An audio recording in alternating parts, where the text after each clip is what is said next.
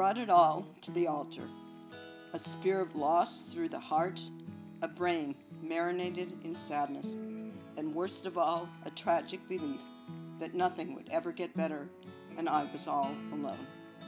I dragged myself there, weighted by anger and disappointment, deep habits that filled in and dominated the picture of my life, like mindless, overgrown weeds that can't understand they grow in a garden of flowers.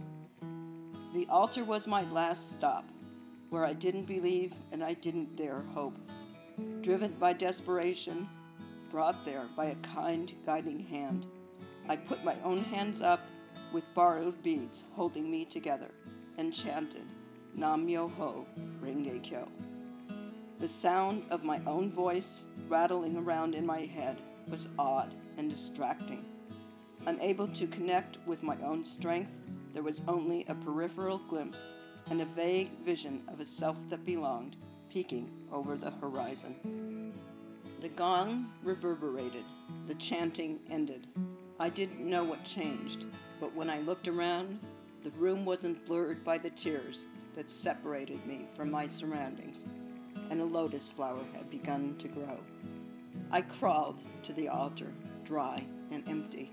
I knew I had to return with enough faith and determination to seed a forgiving rainfall that restored my parched soul and allowed my buried spirit to be reborn.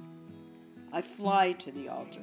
I anticipate with childlike innocence the lightening that lets me straighten and look up to the beauty of the same possibilities that only a moment ago seemed like despair. There are 2 chairs at the altar. Another spirit has joined me. We create sparks of hope where there was loss, and peace where there was only confusion. I see an image of what can be, and each day the promise grows in a timeless field of renewal. I run back to the altar. I feel a protective river of sound that flows and encircles me with invisible and impenetrable safety, that allows my thoughts to breathe and my old and new hands to reach out to a place that can't be hurt. Symbiotic electricity courses through my arms, carving its shivers of courage to redo the things I gave up on today, and to turn away from the trap of deceiving comforts I've always walked into before.